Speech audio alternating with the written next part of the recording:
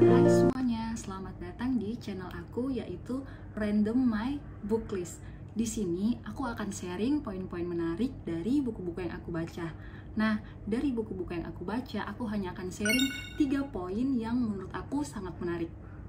Oke, sekarang mari kita bedah salah satu buku yang menurut aku sudah sangat viral dan lumayan banyak yang sudah mereview buku ini, yaitu Insecurity is My Middle Name by Alfi Syahrin. Dari beberapa blog yang telah aku telusuri, Alfi Syahrin ini adalah seorang penulis muda asal Surabaya yang dimana lewat pemikiran-pemikiran positifnya dia sering terlihat aktif menulis di sosial medianya. Nah, di bukunya yang berjudul Insecurity is My Middle Name ini, dia menuliskan secara komplit dengan bahasa-bahasa yang sederhana mengenai insecurity. Nah, di mana dia ingin memperlihatkan kepada kita bahwa jika kita tidak menyadari insecurity dalam diri kita, mungkin kita tidak akan pernah sampai pada titik sekarang ini, baik itu dalam segi posisi kita sekarang ini, bakat yang kita punya sekarang ini, dan pelajaran-pelajaran hidup yang telah kita lalui sampai sekarang ini. Hal-hal menarik yang akan aku sharing, yang pertama, self-love. Good looking bukan segalanya. Saya setuju dengan yang dikatakan Alfi Syahrin bahwa penilaian yang paling dangkal adalah fisik. Nah, saya pernah membaca suatu tulisan yang mengatakan bahwa kalau kita tidak cantik, jadilah pintar. Kalau kita tidak pintar, setidaknya jadilah baik. Nah, karena dunia terlalu keras jika kita hanya mengandalkan kecantikan saja. Society kebanyakan hanya menilai by cover. Namun ketika yang diharapkan orang ini good looking dan pasti good segalanya, tapi ketika pada kenyataannya orang yang good looking ini tidak se-good looking parasnya, maka orang yang good looking tadi ini tidak akan bertahan lama, karena good looking itu hanya bekerja di awal. Sementara seiring berjalannya waktu, yang berperan itu attitude dan pola pikir, sedangkan good looking juga perlu tanggung jawab. Jadi cintai diri kalian sendiri apa adanya. Kalian tidak harus selalu jadi good looking. Kalian bisa jadi orang yang berpendidikan, kalian bisa jadi orang yang berbakat, dan kalian juga bisa jadi orang yang mendekatkan diri kepada Tuhan. Kalian tidak harus selalu butuh validasi dari orang-orang untuk kelayakan hidup kalian. Karena ketika kalian melakukan itu, kalian menarik banyak orang-orang yang tidak tulus ke kehidupan kalian. Dalam hubungan percintaan, good looking itu tidak selalu menjamin kesetiaan, karena di atas langit masih ada langit dan selalu ada orang yang lebih baik dari kita. Maka jadilah diri kita sendiri dan buat diri kalian itu mempunyai value, karena orang yang kita cintai akan melihat sisi lain atau sisi yang unik dari kita yang tidak dimiliki oleh orang lain. Poin yang kedua adalah tidak harus jadi orang hebat untuk jadi orang yang berguna. Insecurity lagi-lagi muncul ketika kita merasa jauh tertinggal dari teman-teman kita. Perasaan ini wajar sih, dan pasti dialami oleh banyak orang.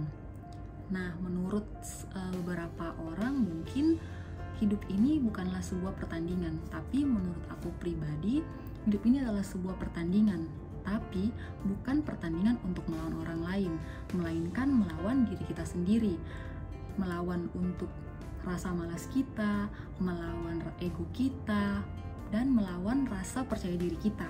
Di dalam buku ini tertulis, jika kehidupan adalah sebuah pertandingan, di posisi manakah kalian?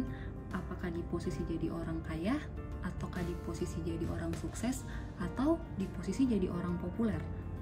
Semuanya itu sudah ada takdirnya. Kita tidak pernah tahu perjuangan teman-teman kita yang sudah mencapai garis finish sekarang ini. Mungkin mereka belajarnya 2 kali lebih keras daripada kita. Jadi jalan suksesmu tidak harus selalu sama dengan teman-temanmu. Kalau jalan sukses kita sama, maka tidak ada lagi kisah inspirasi tentang si A, si B, si C. Terkadang kita terlalu sibuk mencari peran besar, ingin menjadi sesuatu yang besar, namun selalu lupa bahwa peran kecil juga memiliki arti, seperti sesederhana memberi makan hewan peliharaan, sesederhana memberikan bantuan untuk orang lain, menawarkan bantuan untuk orang lain, dan sesederhana konsisten untuk mendekatkan diri kepada Tuhan.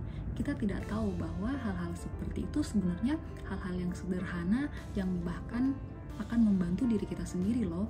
Maka mulailah dengan hal-hal sederhana, karena kita tidak harus jadi orang besar dulu untuk menjadi orang berguna, bukan? Jadi sebenarnya kita semua memulai di garis start masing-masing. Ada yang memulai dari angka 0, ada yang memulai dari angka 7, ada yang memulai dari angka 9 mungkin, untuk orang-orang yang memiliki privilege, yang tidak perlu mulai dari angka 0.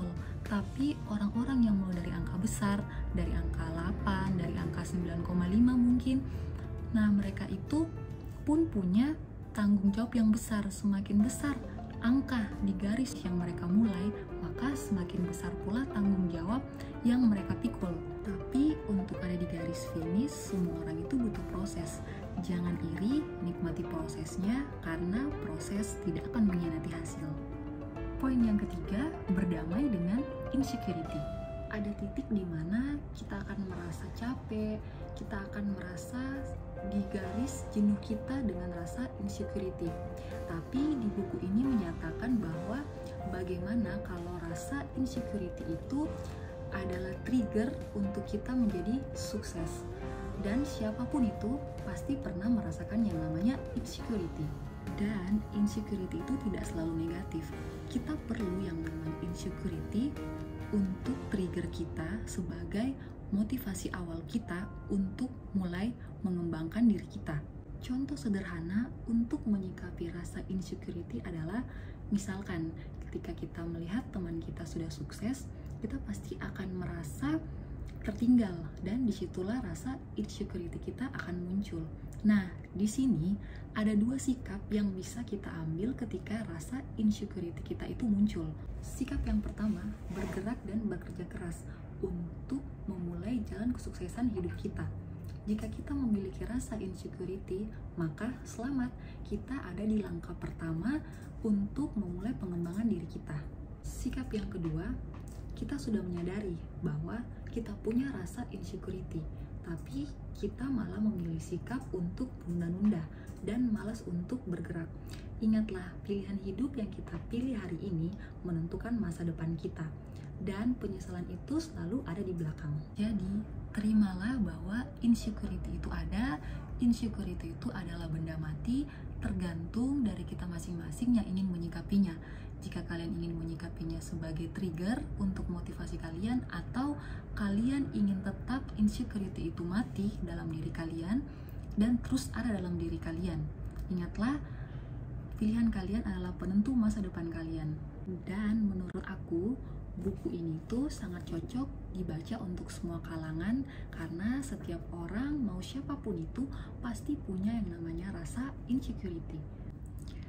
Oke, thank you for watching everyone. Dan jangan lupa untuk subscribe, like, komen, dan share video ini. Dan jika ada buku-buku yang menarik untuk kita bedah, silahkan komen di bawah ini. Thank you and see you.